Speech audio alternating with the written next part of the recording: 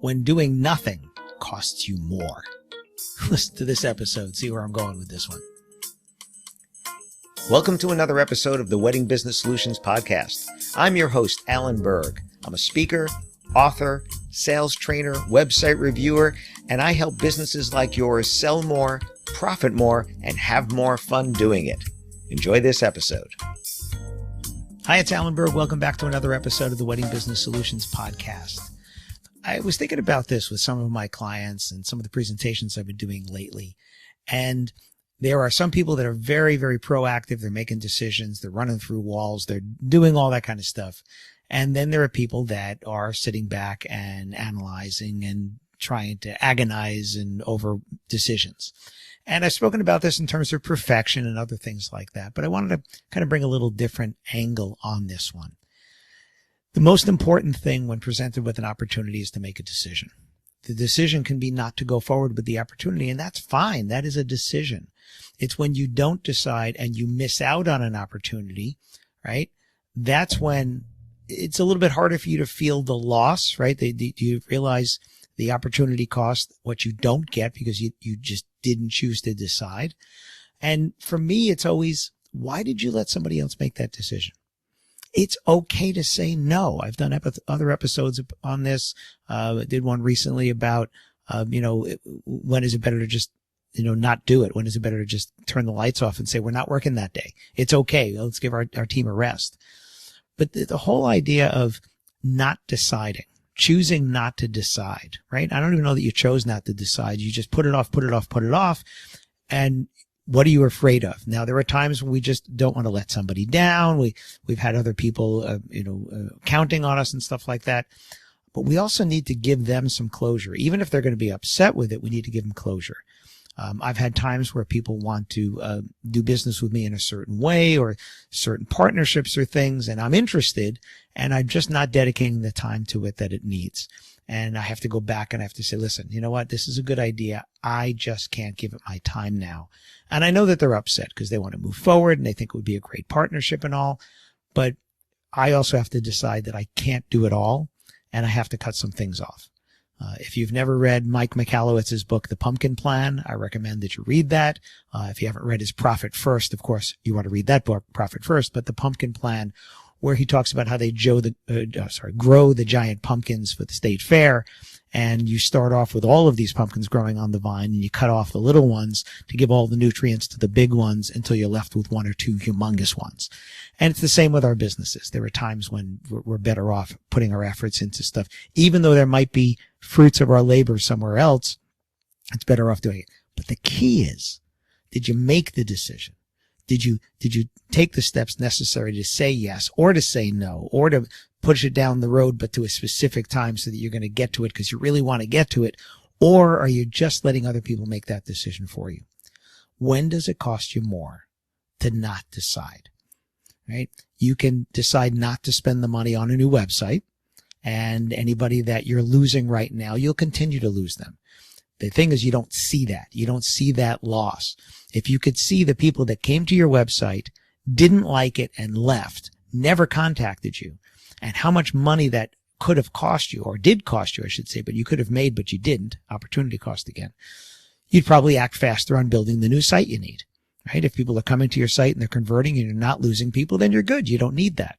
But there are certain things that we choose not to, or we put off those decisions, and they're costing us more, but we can't see them. And that's that whole thing. We can't see that. You go to a store and they've cut their hours because they're short on staff, and you show up at 9 o'clock in the morning and they don't open until 10. So you go someplace else. Unless they have a camera outside, they don't know that that has happened. And if they saw it enough at 9, 9:15, 9:30, 9:45, maybe they'd open earlier because they realized that would pay for those extra people. Or if they had to pay their people more, it would pay for it because you're losing business every time. I think I've had that where I've tried to go to a restaurant for lunch. They're closed now because they're short on staff. I'm sure they would love to be open if they had the staff, but that's a conscious decision on their part. I remember seeing one time or somebody was telling me a story. It was a 15 minutes before opening at a coffee shop. I might have mentioned this story already. 15 minutes before opening at a coffee shop, and people are lined up outside, and the people inside are getting themselves ready there, and they're not opening the door until that hour on the dot that they're supposed to open.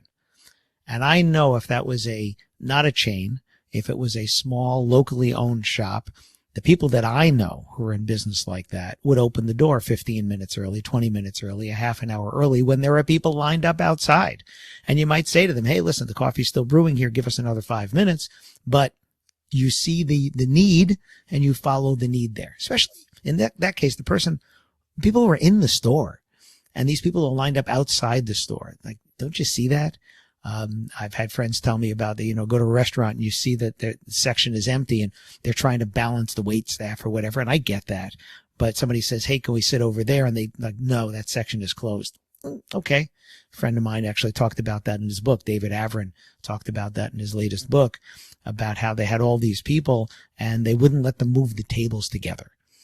Right. And they said, well, we'll pull them apart when we're done, but move the tables together because they all wanted to sit together. And they wouldn't let them do it. I did another episode on that with rules. So when is it costing you more? Because you don't make a decision.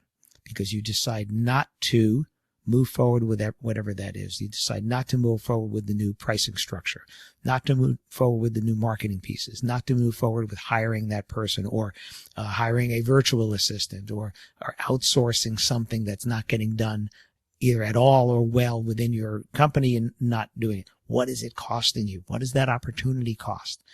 And so the next time you're presented with something that you have to make a decision on, make the decision. I just showed a slide the other day in one of my presentations.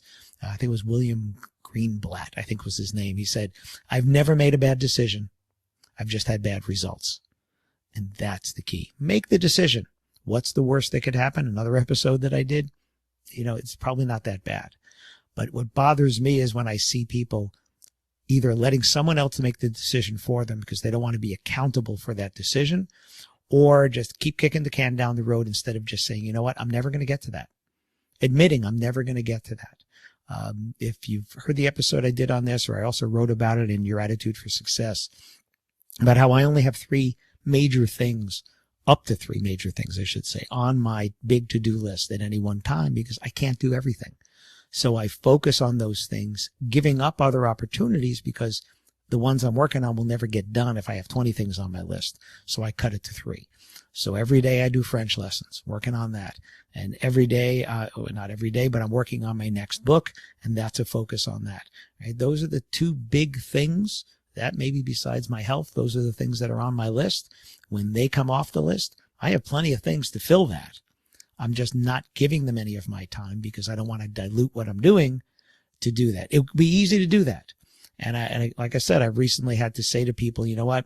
This sounds really good. I can't focus on that now. I can't give it and you the attention that I need to. So I'm going to pass on that consciously.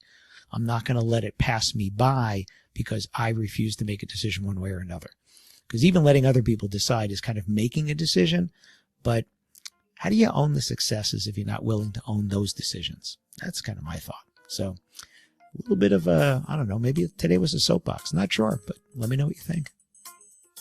Thanks for listening to this episode of the Wedding Business Solutions Podcast. If you liked it, please subscribe to this channel and post a review on your chosen platform, Apple Podcasts or whichever one. If you have any questions about anything in this episode or any of my episodes, email me directly at alan@weddingbusinesssolutions.com or visit my website, alanberg.com. alanberg.com. If you have any suggestions for future topics or guests that you'd like to see, please again email me or visit my website. Thanks for listening.